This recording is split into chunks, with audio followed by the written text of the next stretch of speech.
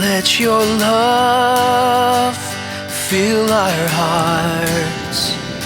Let your grace consume our lives. Let your truth be all that we see. Lead us on, lead us on. We are rooted in you, Lord. Make us ready for tomorrow. Help us stand upon your truth. Lead us on and we will follow. We will follow.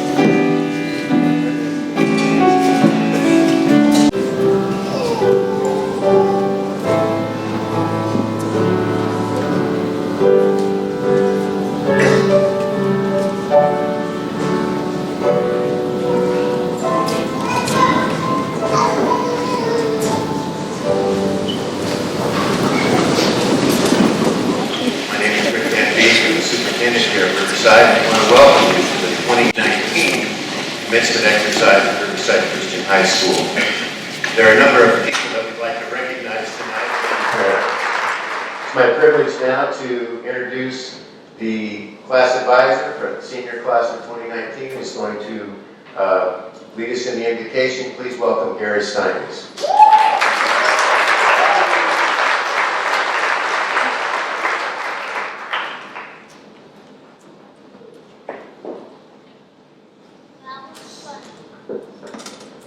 Good evening, graduates.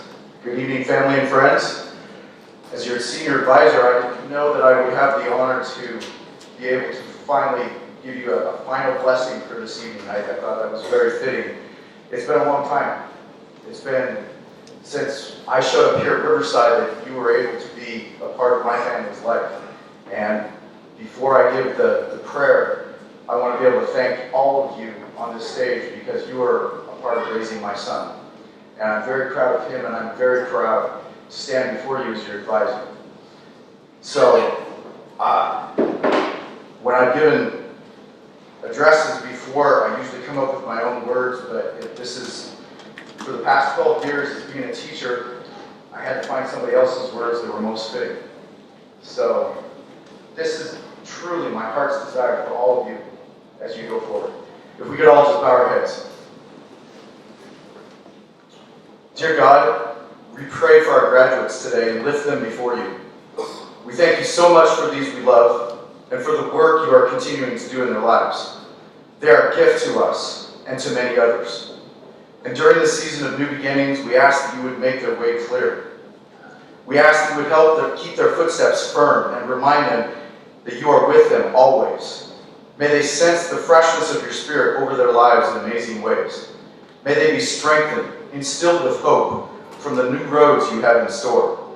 We thank you in advance for all you have in store, for this day, for this year, and for their lives. We pray that you would direct their steps, that your plans for them would prosper, that every place you have determined for them to walk would be paved clear. We ask for you to open doors that need to be opened and close every one that should be shut tight. Allow every gift and treasure you have placed inside their lives to grow, develop, and flourish to bring you glory. We ask that you would remind them every day how very much you love them, that they would find security and confidence fully in you, knowing that you are trustworthy and true. We ask that you would teach them your ways and fill them with your unquenchable desire to learn your word. Give them a compassionate spirit, the wisdom to look beyond outward appearances to the heart within. We pray that you would surround them with your friends, leaders who would challenge them to press closer to you each and every day. We ask for your peace to cover them. We ask for laughter and joy to fill their days. We pray that you would give them boldness and courage to face challenges set before them, with confidence and peace that can only come from your Spirit. We ask that you would raise up greatness in their lives, greatness in this generation, willing to stand strong and true, passionate for you, believing that you have designed them for purpose and good works, which you have planned and prepared in advance for them to do. Dear Jesus, it is my heart's desire that you would be a lamp for their feet, a light to their path. Shine over them, Jesus. Fill them with your Spirit.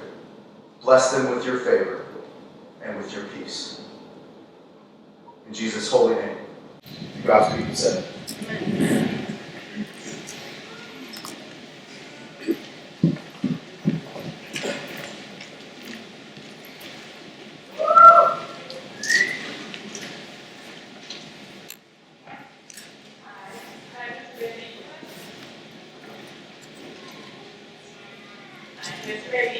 On behalf of the class of 2019, I would like to present our class gift. The seniors have donated a soundboard tablet and accessories to remotely control the sound system. We accept this plaque as a token of our appreciation for the education we are receiving.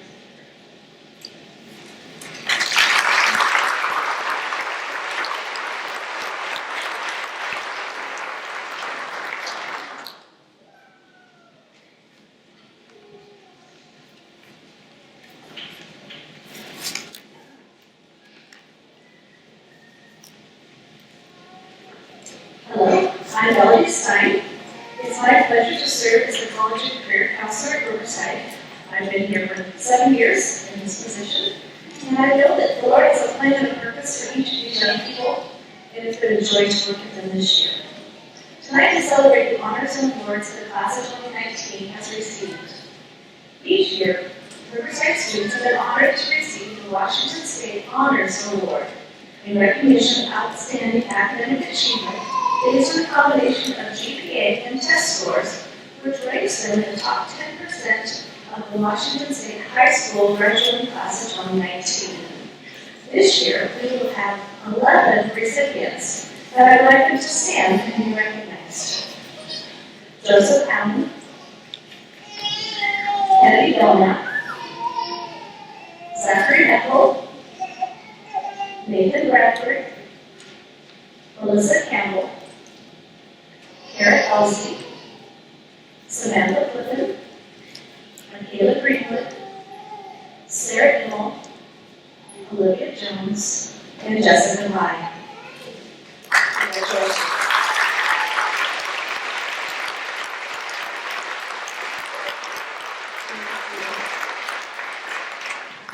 As a whole, the class of 2019 has been awarded over $260,000 in scholarships and grants for next year.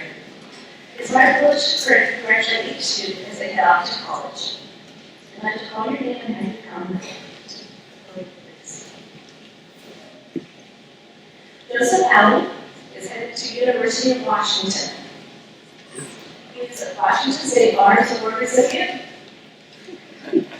Washington State Opportunity Scholarship, University Scholarship of the University of Washington, Seattle, a federal Pell Grant and federal supplementary grant, a state aid grant, and Yakima Federal Savings and Loan Academic Board for Academic Excellence Award. Congratulations, Joseph.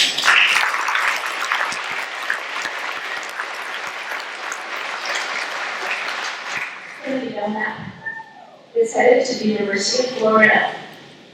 Kennedy is a recipient of the Washington State Honors Award.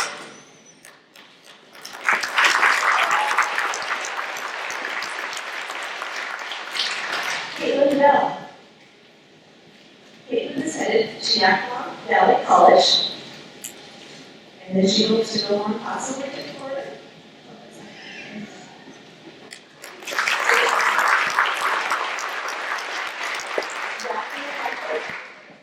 Headed to University of Washington. Zachary is also a recipient of the Washington State Honor Award.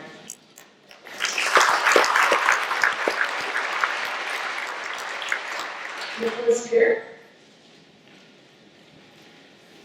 Nicholas is headed off to work, headed out to get a job. We're very excited for him. He's had some great plans.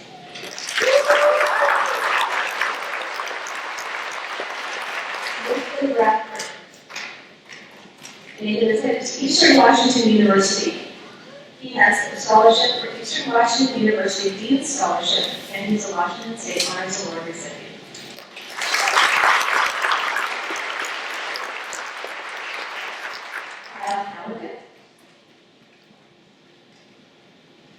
Alan's headed to Yakima Valley College, and he wants to work in psychology.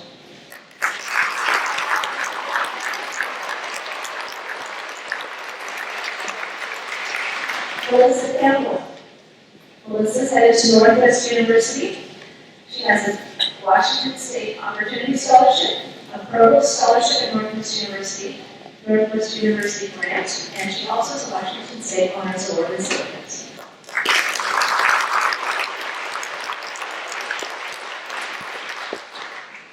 Eric Elsey. Kara's headed to Baylor University.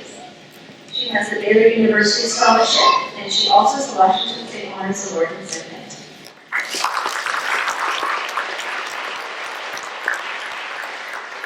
McCord Baxson. McCord is headed up to work in his family farm, and maybe somebody is willing to get, right? Yeah, whatever.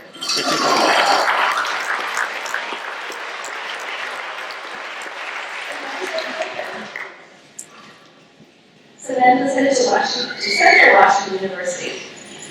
She has a high school test score scholar award, the President's Tuition Award Central, and the Yakima Federal Savings and Loan Award for Academic Excellence, and she also is a Washington State Honor Award recipient.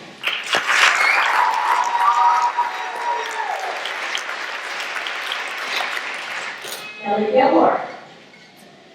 Ellie is headed to the School of the Art Institute of Chicago. She's receiving the Leroy Neiman Scholarship, Art Institute of Chicago Merit Scholarship, Art Institute of Chicago Academic Scholarship, Art Institute of Chicago Achievement Honor Scholarship, and the ESC 105 Regional Art Show Award. Congratulations, Ellie.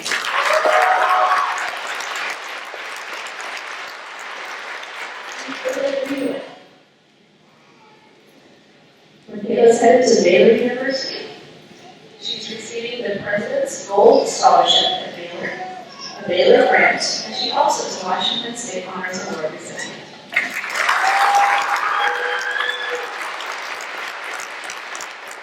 Brady Haas. Brady is headed to Gonzaga University. He's receiving Gonzaga University Baseball Scholarship, Gonzaga University Achievement Scholarship, and the C-Lar Community Health Center Scholarship. Congratulations, Brady.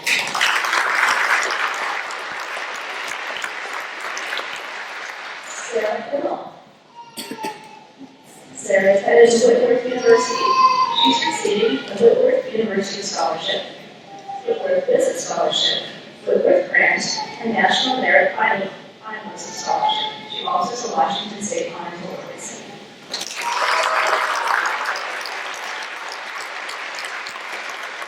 Olivia Jones. Olivia is headed to Western Washington University. She has the Western Washington University President's Award, the Future Woodring Scholars Award, and the Daughters of American Revolution Good Citizen Award. She also is a Washington State Honor Award recipient.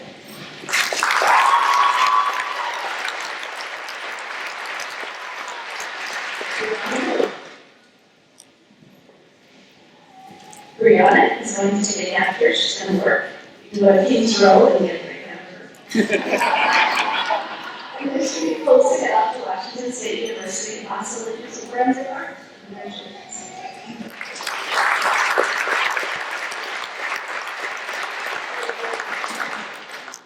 Emily Kuderov. Emily is headed to Pacific Lutheran University, and she's receiving the Pacific Lutheran University Scholarship.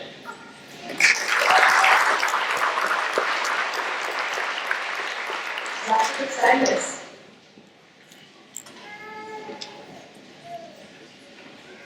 Zachary's headed to Yakima Valley College with their I-10 program.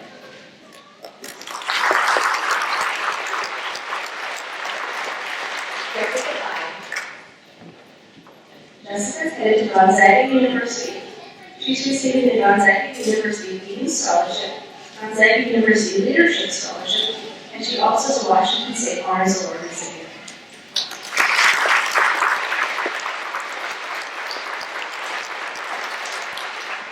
Anna Weaver. Anna is headed to Washington State University. She's receiving the Experienced WSU Scholarship.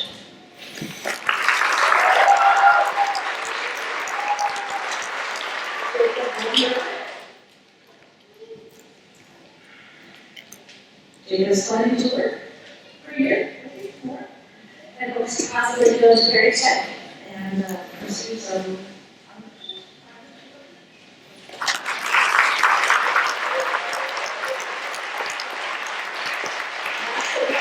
Sarah Zirkle. Sarah's going to take a gap year with YWAM, Youth with a Mission, and then go on to Washington State University. Congratulations, Sarah.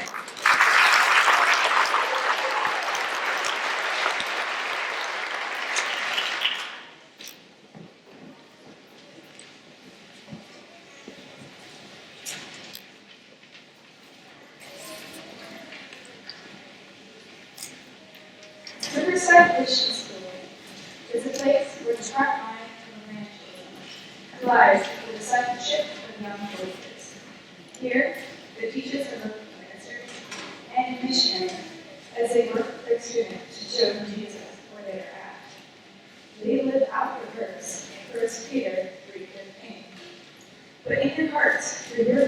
work. Always be prepared to give an answer to everyone who asks you to give a reason for the hope that you have. But do this with gentleness and respect. Each day, the teachers show their students genuine faith through consistent godly character. They understand that their actions are the answer to hope that is in them. They teach the students at Riverside how to be good Christians by following after Jesus themselves, and then teach their students how to do the same. I believe that every senior on the stage, including myself, has been influenced by the conduct of the teachers here. And I can personally say that it has drastically changed my high school experience. When I first started going to Riverside, I was just as terrified of the teachers as they probably were of me. I was scared of not being in a school that I thought was not meant for people like me. I didn't expect people here to care about me, and frankly, I kind of hoped that they wouldn't, because then I wouldn't have to care either. But the teachers of Riverside threw me a curveball when they treated me like I was capable of succeeding, even when I didn't think that I was. The way the teachers viewed me changed the way I viewed myself. Here, the teachers view the students as God's valuable creations, as instruments for His glory. It is because of the faith of the Riverside teachers that they can love each student unconditionally. And it is because of this love that they want every student to grow closer to God. They have also put so much into every relationship, and I hope they know it has not been overlooked, nor has it been in vain. Over the course of high school, it can be so easy to forget the significance of the relationships that one forms. But those relationships mean so much. To belittle the relationships that these students have formed with our teachers is to belittle their investment in us and ours in them. When we leave Riverside after graduation, we will not be leaving empty-handed. We have all been shaped by our education here. And, personally, I really don't think I would have graduated without this school. It has been truly life-changing. I started to care about my future because the teachers here cared first.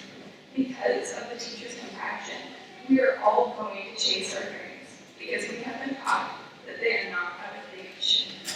Riverside staff work out their faith with sober reverence because they know that they are shaping our futures. Their actions and witness is on display for all the students to see. And through their actions, more than their textbooks, they teach the students here how to succeed in life. Now we are the ones being sent out into the great wide world. We are the ones that are being looked up to. It is our time to take the role of teachers in our lives and live out the gospel. It's a good thing that we can look back on the conduct of our teachers who guide us. Finally, I would like to end with a quote by Jim Henson.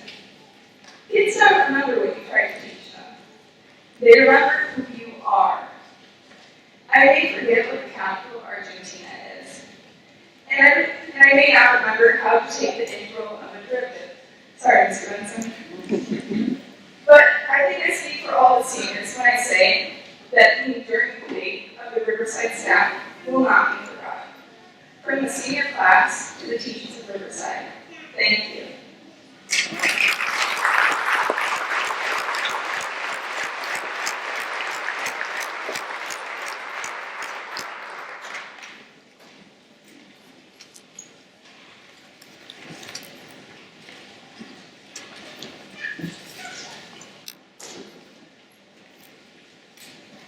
I have always called my class my family, and God has placed each one of us exactly where He intended us to be.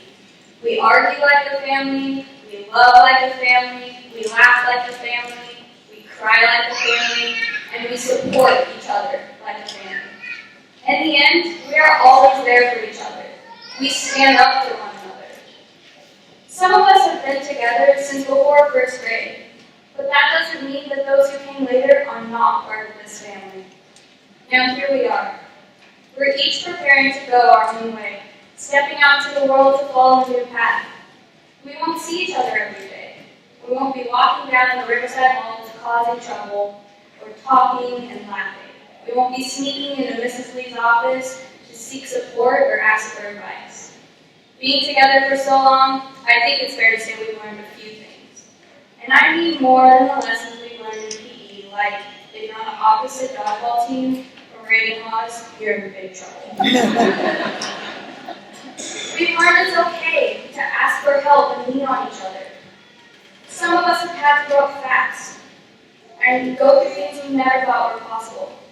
We've lost loved ones, and we've watched loved ones battle against great challenges. I've had those days where I wanted to quit, but my Riverside family has kept me going. This class has been a group of achievers even before we began our 4 years of high school. 2 members of our class came up from 8th grade to play high school baseball with the team that continued on to be state champions. From that point on, we have had state-level athletes from every season, fall, winter, and spring sports. A classmate even ran cross-country districts with a broken foot. Our knowledgeable team earned 2nd place at state last year, and this year we went on to become state champions. Our little cheer squad that started out with 4 of us my freshman year has exploded to 12. It's been incredible to be a witness and be part of these events with this family. The list of my class highlights goes on and on. But I believe the most important thing we have done together is make lifelong friends and memories. This past week alone, we made so many memories on our senior trip in Oregon. From singing around the campfire to the prank wars, which we cannot give you all the details of, and the adventures in town, it was a week to remember. And to my class, as we look back on our high school years, let the positive and joyful memories be the ones that stand out. Remember the friends that God has given us and the lessons we have learned. And as we go out on our own, love, laugh, cry, but always remember your family.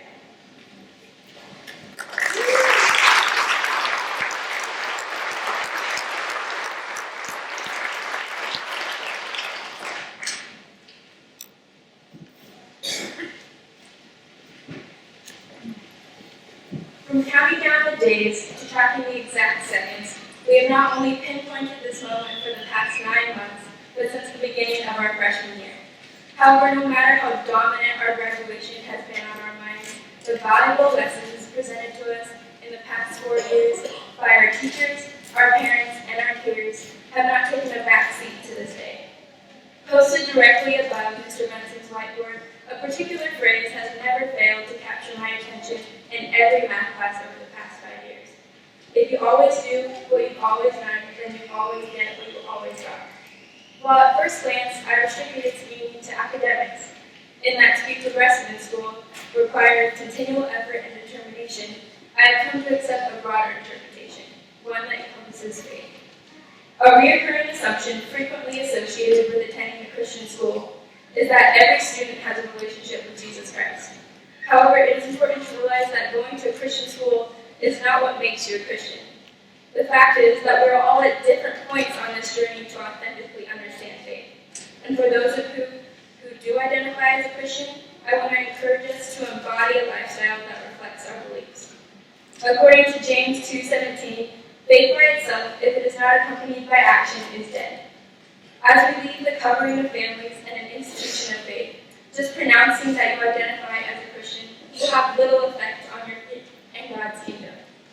Therefore, going back to Mr. Benson's motto, if you want a solid foundation with Christ, you have to continually put effort into it, putting Christ above being accepted in today's society, for your faith will never come to develop on its own. As a class, we chose our verse to be Romans 8:38-39, which states, "For I am convinced that neither death nor life, neither angels nor demons, neither the present nor the future, nor any powers, neither height nor depth, nor anything else in all creation will be able to separate us from the love of God that is in Christ Jesus our Lord." From this verse, we know Christ's love is able to transcend the present issues of this world and those that we will approach in the future. But can your faith? Next year, most of us are attending public universities where our faith will no longer be sheltered by the comfort in knowing that fellow students and faculty openly express a similar belief in Christ. Therefore, when it inevitably comes time for your faith to be tested, Will you give in to what the world accepts? Or will your relationship with Christ withstand because of the work that you put into it? Thus, on June 6, 2019, I leave you with this challenge. A challenge to not only make your faith your own, as we are at an age where our faith is not just what's passed down from our parents, but most importantly, a challenge to act on your faith, for it to survive the experiences and temptations we are about to step into. Class of 2019, well, I can guarantee that not every moment of this endeavor will be effortless. I know that as a class, we are committed to our ideals and therefore are up for this challenge. Because to quote a classmate, we have had 2 big duties and we're ready to fight. Thank you.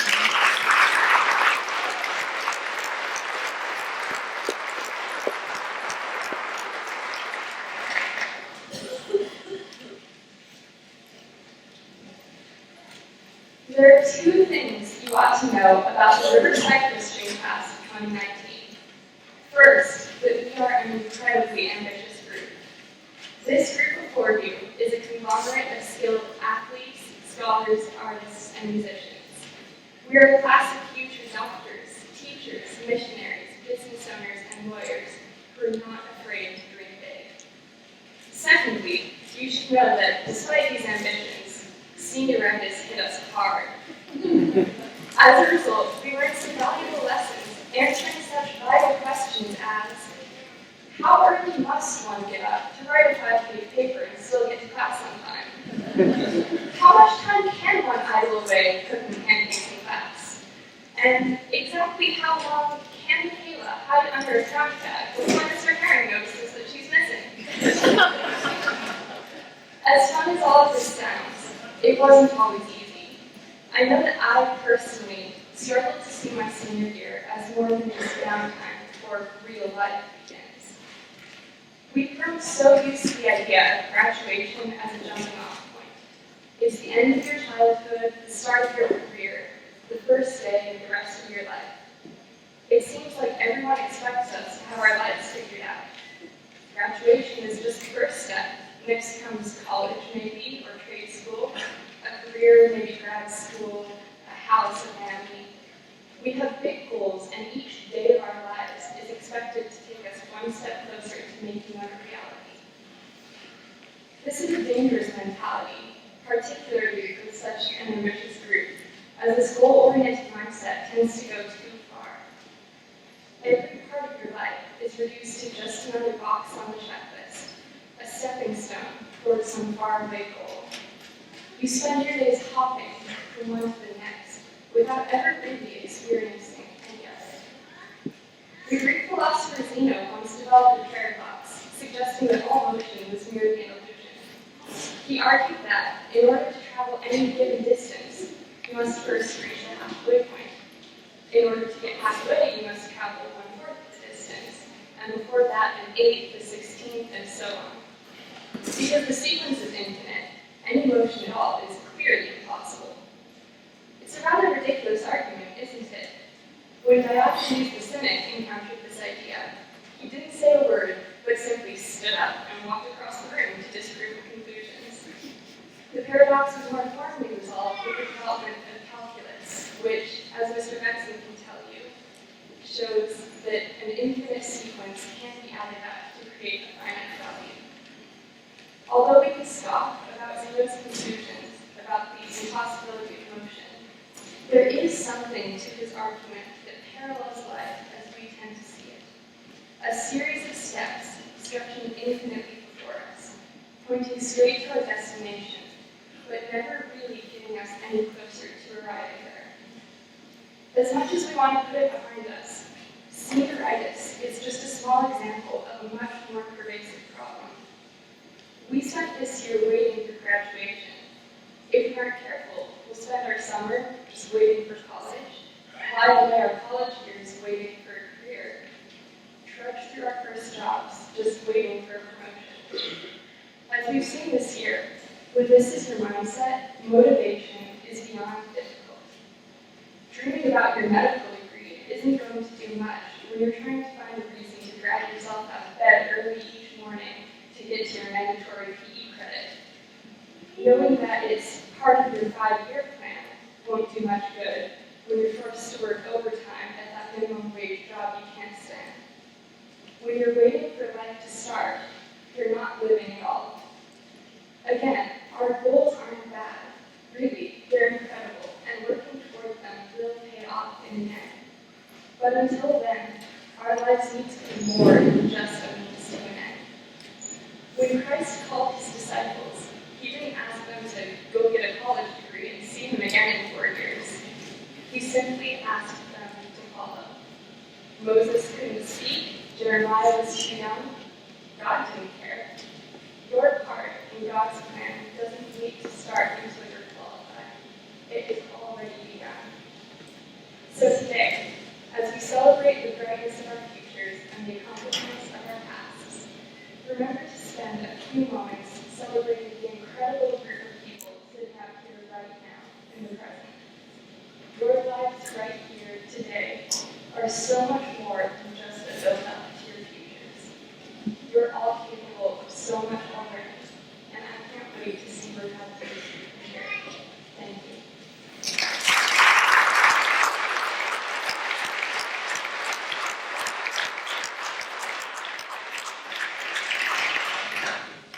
Thank you for speaking to us and leaders in your class. We really appreciate your words tonight. It's a special privilege to introduce our commencement speaker this evening. It's been our practice to go to the senior class and who they would like to the senior class and ask who they would like to hear from for the very last time of their career here at Riverside. I'm fairly confident that I know the choice better than any other speaker they selected in the past. Amy Van Beek was born 28, no, that's all right. Let me get on to that. Amy is a Riverside alum attending from kindergarten through 12th grade, sitting where these kids were sitting in 2009. She went on to Northwest University where she finished her undergraduate work with a degree in secondary education with an emphasis in history and English. She continued her education at Liberty University in Lynchburg, Virginia, completing her master's degree in history while teaching online classes for the university. After Liberty, she spent a year abroad teaching English as a second language in South Korea.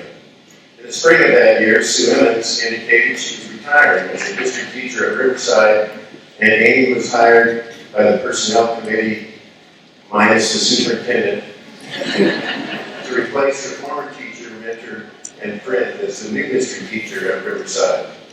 Amy taught for 2 years at Riverside before last summer taking a position to teach history at Renaissance High School, a school of choice in Boise, Idaho. We knew from an early age that Amy might be destined to become a teacher. It was while she was in her mother's 6th grade class that one day in front of her classmates, she began to suggest to her mother that she might be a better teacher if she would only do this or only do that. As you can imagine, that went over like the Hindenburg. And I understand there was a fairly one-sided conversation that transpired in the hallway outside the classroom when the door closed. I can only imagine, but I'm thinking it may have had to do with who was really in charge of that 6th grade classroom. Thank you very much. Realizing she will have the last word this evening, I think I'll stop and ask you to please welcome our 2019 commencement speaker, Miss Amy Van Beek.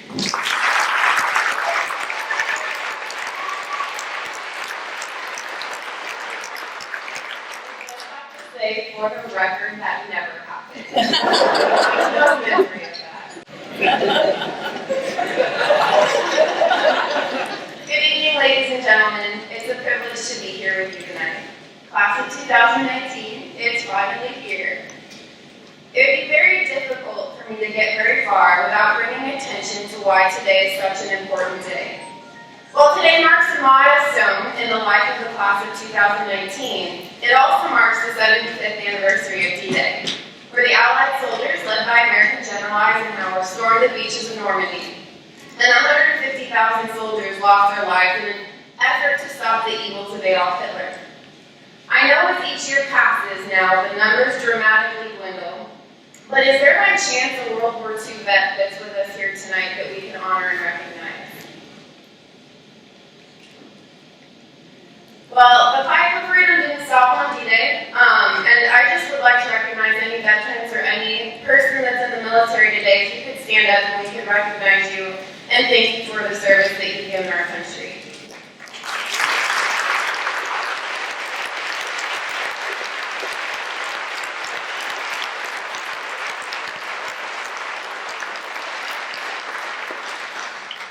When I decided to become a teacher, I did so because of the people sitting here in these first two rows. When I decided to become a history teacher, I did so because of the impact of one lady, Sue Emmons, had on my life both then and still today. Last night, many of the students thanked their teachers for the work and time the teachers had invested in them, and it's true.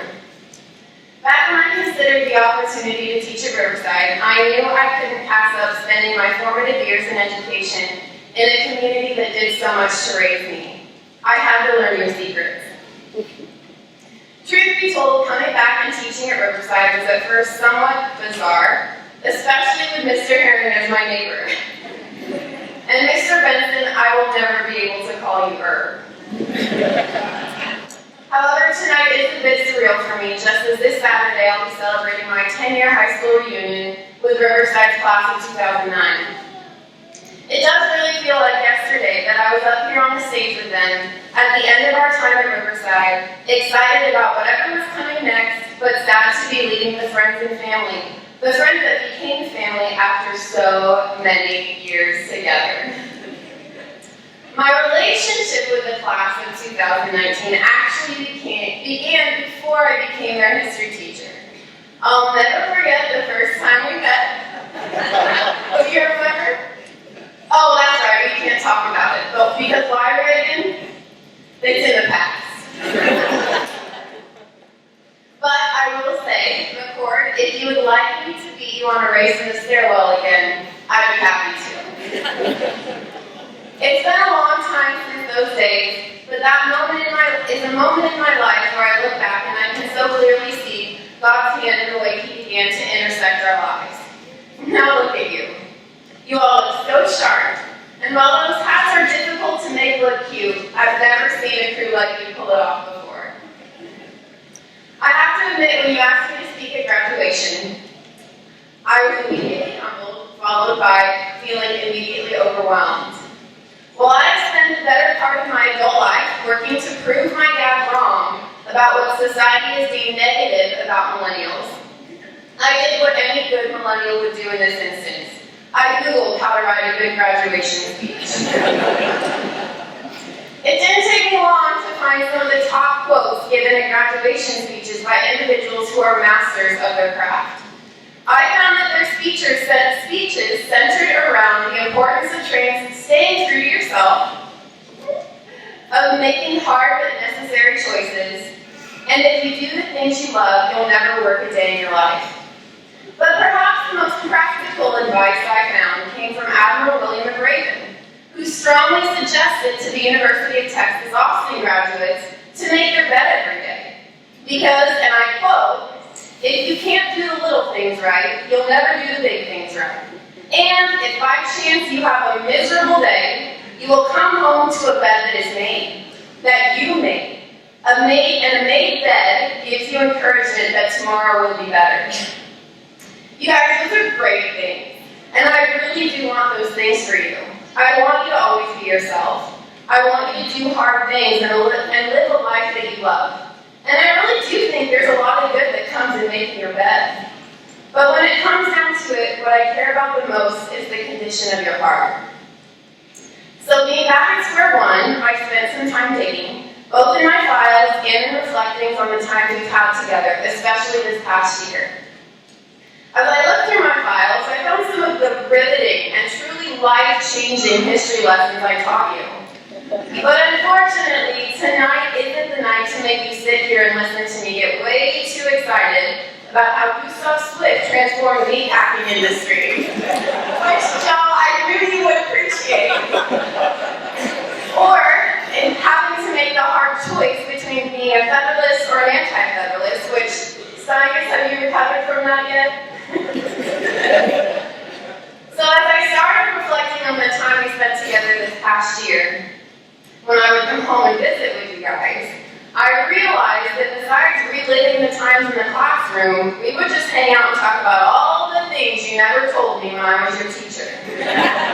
So given the setting, that's probably not a good thing to talk about right now either. However, there is an important classroom tradition that I would like to uphold. In class of 2019, I know it's one of those what happens in the classroom stays in the classroom situations, but this is one of those times I think it's a good thing your loved ones are here. And no, I'm not going to be giving you a Jimmy story. I'm not going to be climbing on a chair at any point, and I have not just come from a dentist appointment, so I don't need a spit rag. In all the years I spent teaching at Riverside, so too, I would hold the annual Van Beek Awards. Now, usually they center on funny things, inside jokes that only we would understand, including, but not limited to, Melissa, the old switcheroo. Let's see. Samantha, on the ready. McCord, professional brown noser. But I want to use this opportunity to conduct one last mini award ceremony. One that has nothing to do with inside jokes, academics, scholarships, sports, but perhaps more important than all of those, what it is about each and every one of you that inspires me. Joe Allen. Joe, while I think loving history is a gift, it's clear that God has gifted you with open-mindedness. You are someone that craves new experiences, to see different perspectives that people have, and you want to understand the world around you. I already can't wait to hear about all your travels. Ellie Gilmore. Ellie, God has given you a pair of eyes that sees not just the world around you, but what things could be. And not just that, but the ability to transfer those things into something beautiful and tangible. You have more skill in your left pinky than some do in their entire bodies. Kennedy Belknap. Kennedy, when I look at you, I see someone of adaptability. Despite all the medical mysteries, allergies, setbacks, frustrations, you have never let it dictate how you live your life, and have never let those things limit you or stop you from going after the things you want. Nathan Bradford. Nathan. When I see you, first I see my sneeze twin. But then I see a killer sense of humor that is always 2 steps ahead, and while people might not laugh right away, it's only because we're trying to catch up with and work out why it's funny. Caitlin Bell. Caitlin, there is a comfortability about you. You are who you are, and God has clearly given you the gift of making those around you feel relaxed, at ease, and unjudged. We need more people like you. Zach Bethel. Zach, when I see you, I don't see a student, I see a learner. God has made you interested in everything. That brain of yours will not rest until not only do you have the answers, but when you figured out why it's important and relevant. That is a gift that takes some people years to learn. Nick here. Nick, when I see you, I see a wit that has impeccable delivery. Nick, you are funny, and I know your class has loved hearing what you have to say. People listen when you speak, Nick, and that is something many people desperately want. Kyle Callaghan. Kyle, I see someone who is steady. You are even-keeled and you carry yourself with a humility that doesn't get ruffled by what's going on around you. Jessica Pye. Jess, when I see you, I see incredible determination. How hard and how long it takes doesn't matter to you, because you will stay determined until you have accomplished it. You know you can do hard things, and not only can you do them, but you love doing them. You don't give up and you don't get tired of trying. McCord Paxton. McCord, what to say about you? McCord, while you might downplay it or even pretend it doesn't exist, all of your classmates know how brilliant you are. And the skill you have with your hands is unmatched. My dad has always said that if he needed something built, you are the first person he would call. Samantha Flippin. Samantha. When I see you, not only do I see a dependable and consistent friend, but I see a strong and consistent faith. Sammy, you know what you believe in your core. and you have an unshakable faith that will not be compromised no matter what is going on around you.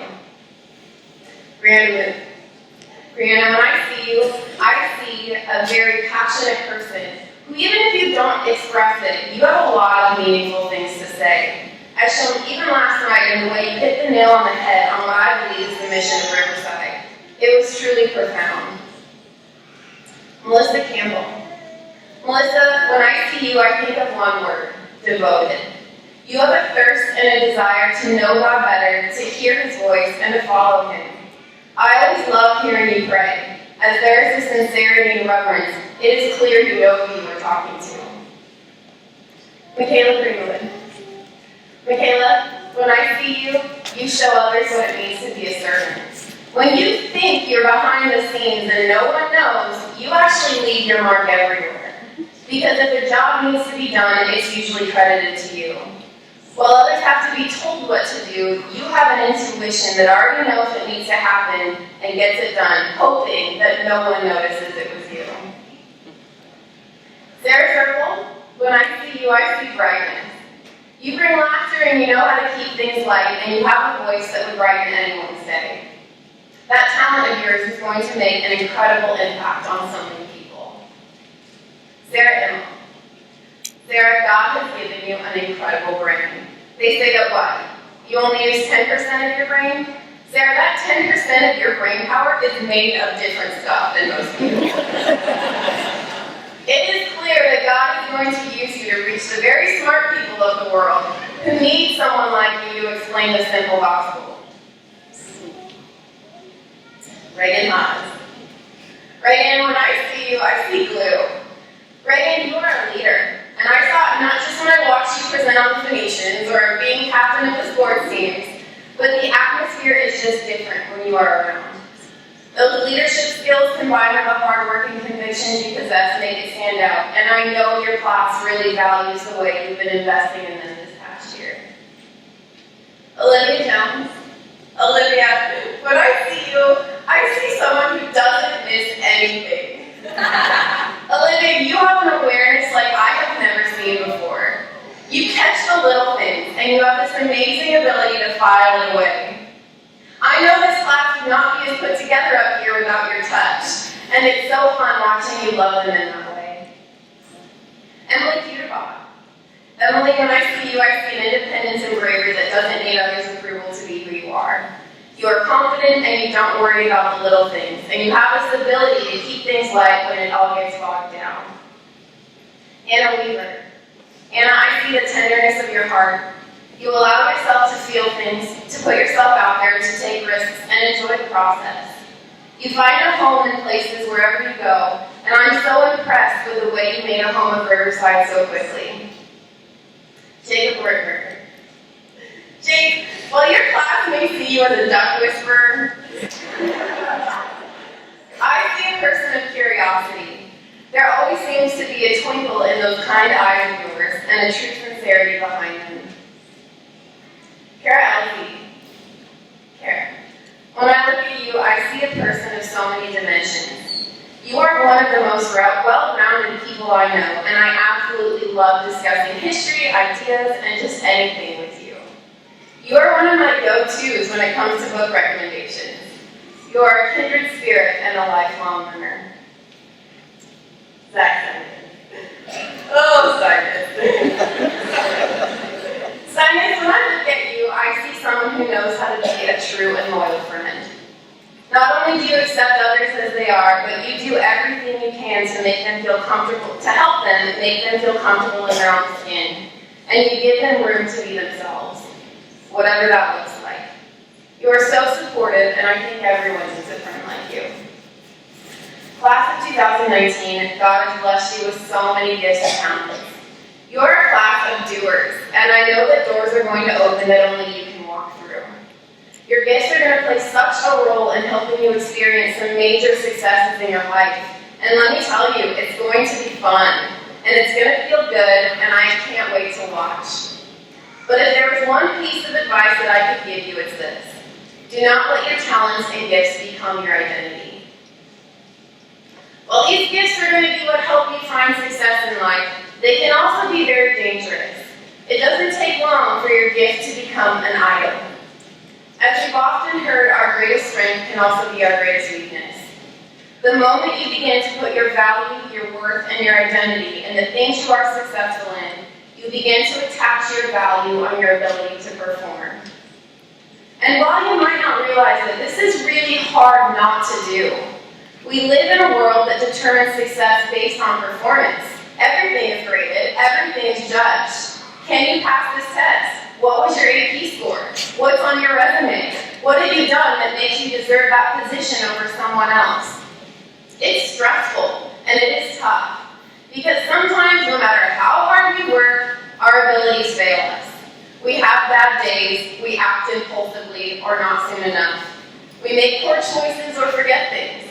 We don't see things that everyone else sees, like someone standing at your classroom with flowers. And sorry, Admiral McRaven, we even forget to make our bed. Life is full of disappointment. Others will disappoint us, and we will disappoint ourselves. But the greatest tragedy of all is if you allow your failures and success to become your identity and affect not only how you understand yourself, but how you understand God and His love for you. When we place our identity in this, we put our focus on the wrong thing, what you have done and what you can do. Just because you work harder or achieve more doesn't mean that God loves you more. Just because you fail terribly you disappoint others, that does not mean that God loves you less. God loves you simply because He loves you. And you need to always remember that God's love for me does not depend on what I do for Him, but what Jesus Christ has already done on the cross for me. That brings me to your class verse, Romans 8:38 through 39. For I'm convinced that neither death nor life, neither angels nor demons, neither the present nor the future, nor any powers nor height nor depth, nor anything in all creation will be able to separate us from the love of God that is in Christ Jesus our Lord. A love that while we are in the worst form of ourselves, He still chose to send His Son to come and save us. God didn't want anything. Life, death, angels, demons, present, future, power, even most maybe importantly, He didn't want us, His creation, to get in the way of His love. Class of 2019, me, like many people in this room, will be praying for you as you enter this next phase of your life. And this is my specific prayer for you.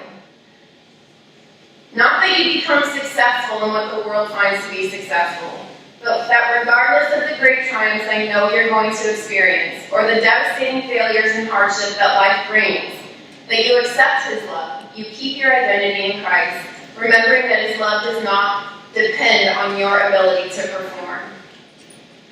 That you go to God, get on your knees at your made or unmade bed, and thank Him for loving you, both in your successes and in your failures.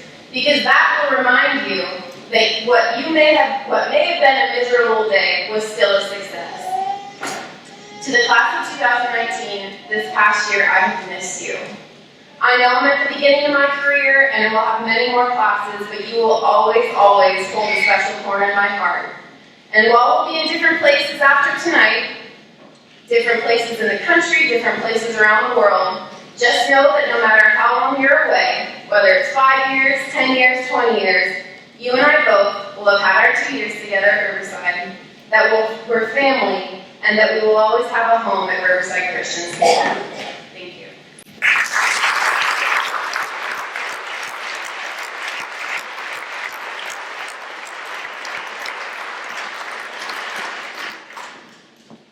Thank you, Amy.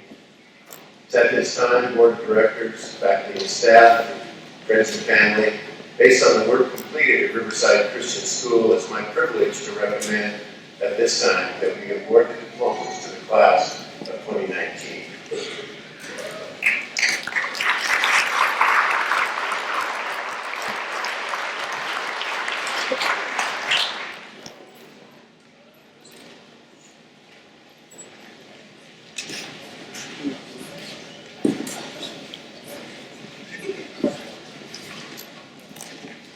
Zachary Brian Bethel.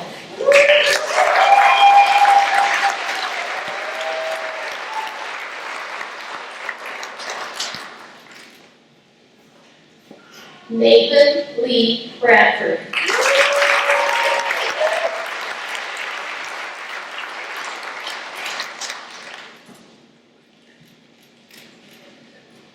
Melissa May Campbell.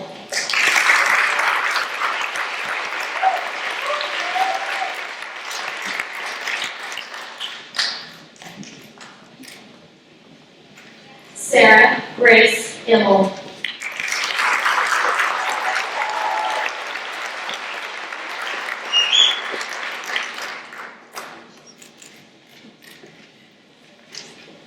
Ellie Patrice Gilmore.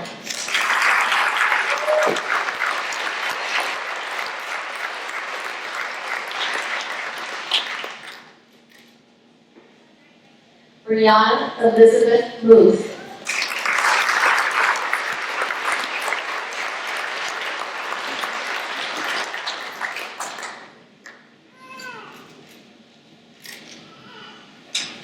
Joseph Thomas Allen.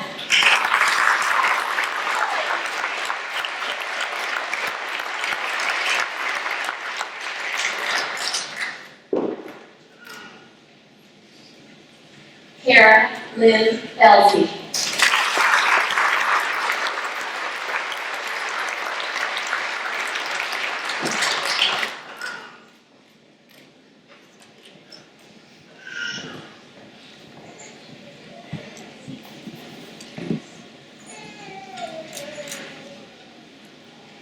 Reagan Walker Hawes.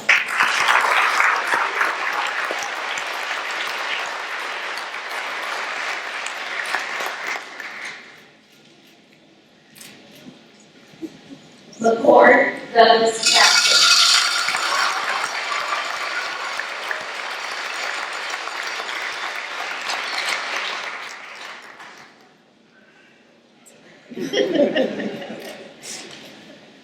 Kennedy Jane Belknap.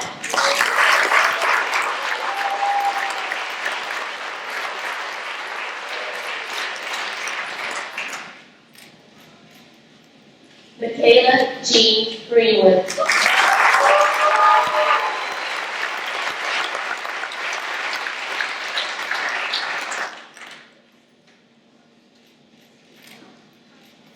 Sarah Marilyn Zirkle.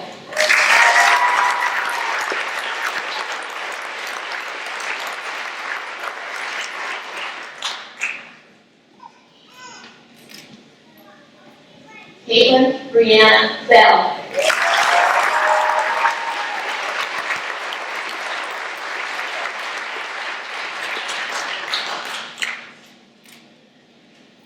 Jessica Elise Vine.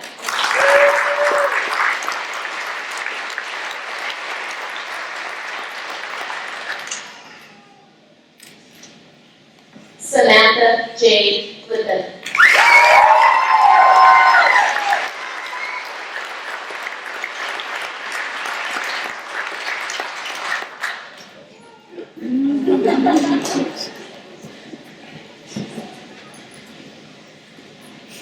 Jacob Bradley Wordberger.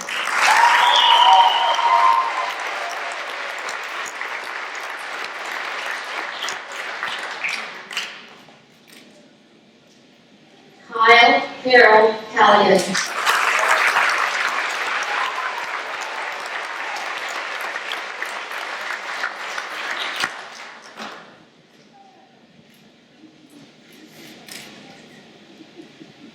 Nicholas Vaughn Muir.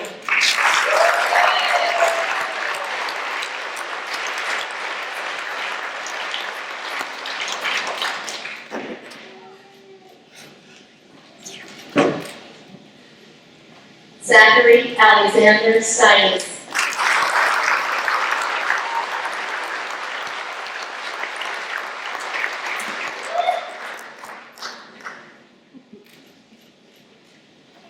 Anna Grace Weaver.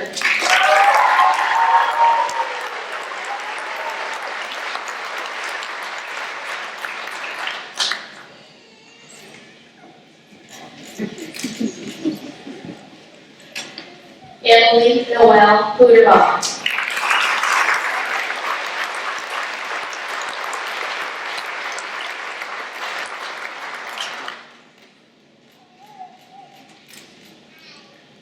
Olivia Grace Jones.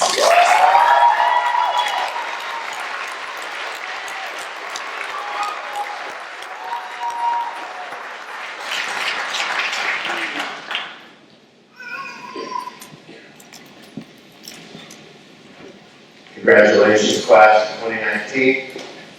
You're going to have a benediction, and then we'll have the class president come and declare you graduated. Please join me in prayer. Father, it's with keen excitement and anticipation that we look forward to the things that are in store for these young people. Father, there's a lot of talent on this stage. There's a lot of gifts that you have given them. We pray, Father, that they will maximize those blessings. Father, I pray that you would not let their intelligence get in the way of their faith, but they might find that balance between the faith of a child and the intelligence of an adult, and make it work for them, Father, in a way that impacts those around them. We ask that you would bless them for that. Father, I say, shut up the halls of higher learning. After tonight, we know, Father, that there will be a lot of pressure on their faith and on their stand. And we just ask, Lord, for a strength that only you can give that would cause them to be impactful to the people around them. If they would stand firm, knowing what they believe and why they believe it. And Father, I do pray that all of us would live justly, love mercy, and walk humbly with you, our God. In Jesus' name, amen. Amen.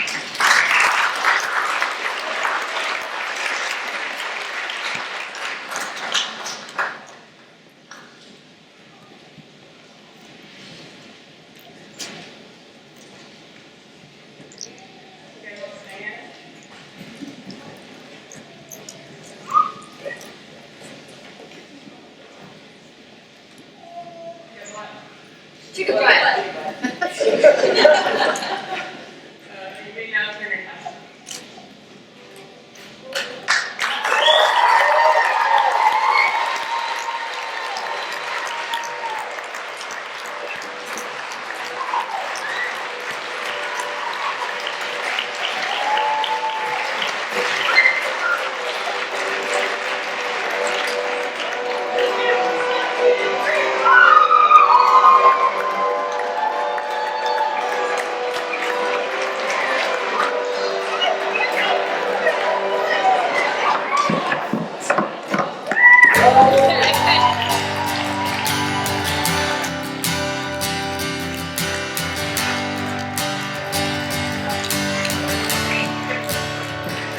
Let your love fill our hearts.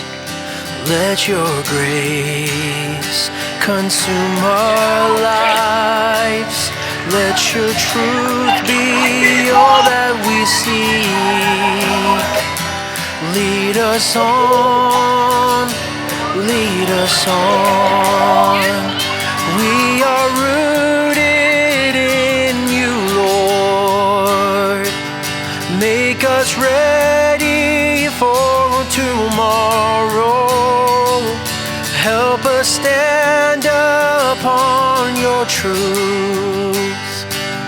Lead us on and we will follow. We will follow you. We will follow you. Let your love fill our hearts.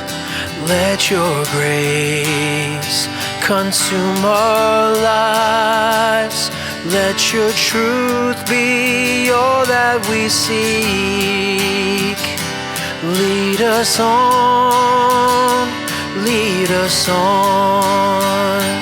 We are rooted in you, Lord. Make us ready for tomorrow. Help us stand upon your truth. Lead us on and we will follow. No matter what we face, no matter what life brings, nothing can separate us from your great love, Lord. No matter what we face, no matter what life brings, nothing can separate us from your great love, Lord. from your great love, Lord.